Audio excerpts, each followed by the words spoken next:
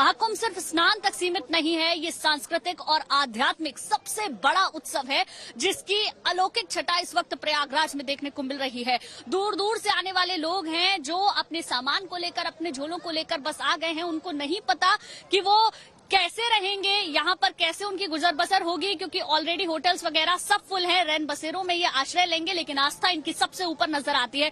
कुछ लोग भी हैं मेरे साथ, उनसे बात करने की कोशिश करूंगी। कहाँ से आए हैं? बालाघाट जिले से आया हूँ। मध्य प्रदेश का नक्सलाइट जिला है। 3 स्टेट मिलते हैं, छत्तीसगढ़, महाराष्ट्र और मध्य प्रदेश। कैसा लग रहा है यहाँ पे? यहाँ आने के बाद जितनी तारीफ की जाए योगी जी की और मोदी जी की उतनी कम है।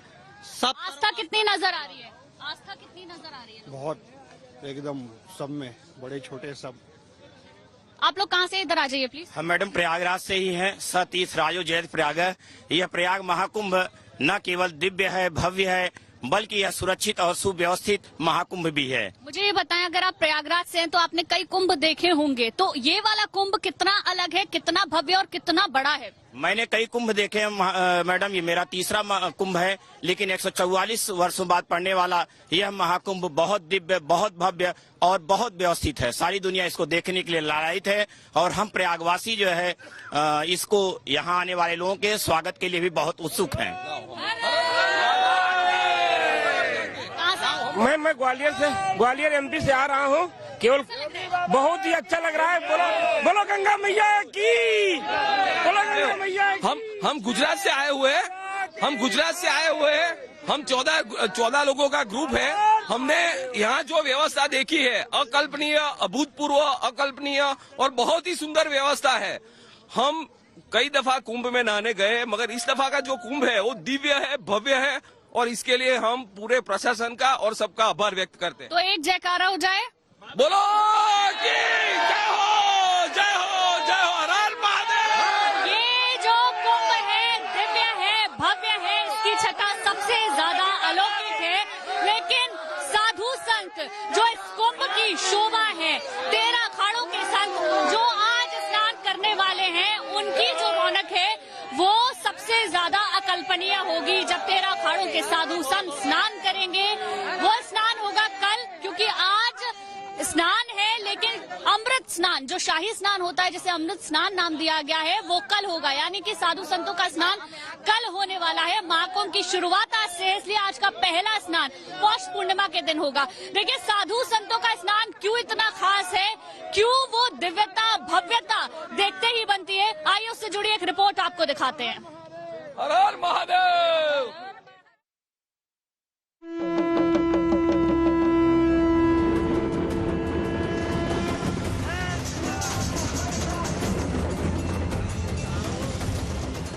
आस्था, विश्वास और अध्यात्म की अनंत यात्राएं तय कर संगम की रेती एक बार फिर विरक्ति, भक्ति और वैराग्य से साक्षात्कार कर रही है। संगम तट पर संतों का अद्भुत संसार बस चुका है। साधुओं के जप, तप और प्रण ने इस माटी को और पवित्र बना दिया है। कुंभ के इस महायज्ञ में केवल मुनि और मनीषी ही नहीं, बल्कि देश दुनिया से करीब 40 करोड़ लोग पहुंच रहे हैं। ये पल अलौकिक है, अद्भुत है। इस संगम में काल की न जाने कितनी धाराएं समाई हुई हैं। सदियों से अब तक कुंभ ने सनातन की परंपरा को अपने तरीके से गढ़ा है, उसे शीर्ष तक पहुंचाया है और दुनिया की नजरों से दूर रहकर साधु संतों, मठ और मेलों ने उसे सींचा है। इसलिए कुंभ आने वालों के लिए ये संत दर्शनीय हैं और यहाँ प्रवेश करने वाले अखाड़ों का अपना महात्म्य है। इस महाकुंभ में पहुंचे हजारों की तादाद में साधु संत हैं, जिनका यूं तो कोई ठिकाना नहीं। वो कब कहाँ रमता जोगी बहता पानी की तरह आपको दिखाई दें, लेकिन इस एक महीने में वो इसी महाकुंभ में मिलेंगे। आप देखिए हमारे साथ एक नागा साधु हैं और नागा साधुओं की ये जो पूरी फौज होती है, ये अखाड़ों के बाहर एक लाइन से इनकी कुटिया होती है और इनकी खासियत ये है कि इनके पास ये रुद्राक्ष वाले नागा बाबा कहे जाते हैं। महाराज कहाँ से आए आप? मैं ओमकारेश्वर मध्य प्रदेश से आया हूँ। तो ये इस आपकी जो ये वेशभूषा है जिसमें इतने रुद्राक्ष आपने पहन रखे हैं, क्या है वजह? शांति मिलता है, इसके लिए पहन रखा हूँ मैं। इससे बहुत शांति मिलता है। संगम नगरी इस वक्त इसी महात्म्य को महसूस कर रही है, उसे जी भरकर जी रही है। सनातन धर्म में अखाड़ों की उत्पत्ति को आदि गुरु शंकराचार्य से जोड़ा जाता है। आदि शंकराचार्य वैदिक संस्कृति और यज्ञ परंपराओं को जीवित रखने के पक्षधर थे, लेकिन उनका मानना था कि सिर्फ आध्यात्मिक शक्ति के जरिए ही इन सनातन परंपराओं को जिंदा रखना चुनौतीपूर्ण होगा। ऐसे में शंकराचार्य ने जोर दिया कि युवा साधु कसरत कर शरीर को सुदृढ़ बनाएं और हथियार चलाने की कुशलता भी हासिल करें।